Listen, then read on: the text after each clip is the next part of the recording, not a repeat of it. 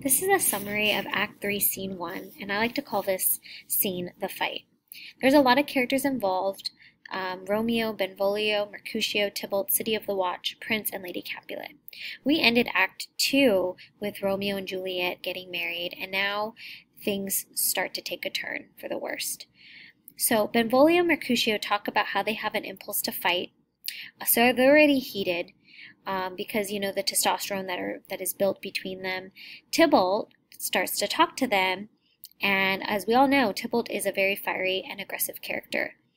Romeo enters the scene, and it just all breaks loose. Romeo doesn't want to fight Tybalt because now he is actually Tybalt's cousin through marriage, but Tybalt persists. Tybalt accidentally stabs and kills Mercutio, escalating Romeo's anger. Romeo then kills Tybalt to avenge his best friend.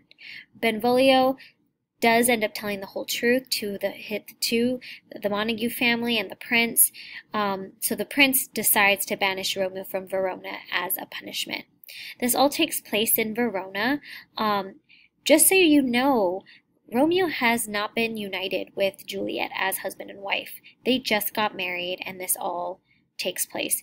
This is an important scene because Romeo, because he avenges Mercutio's death, he technically neutralizes the situation because Tybalt, is the one that killed Mercutio. So Romeo killing Tybalt neutralizes it, but he's still at fault. He's still banished, and this obviously is going to cause a lot of stress towards their marriage because he's no longer allowed in the city of Verona.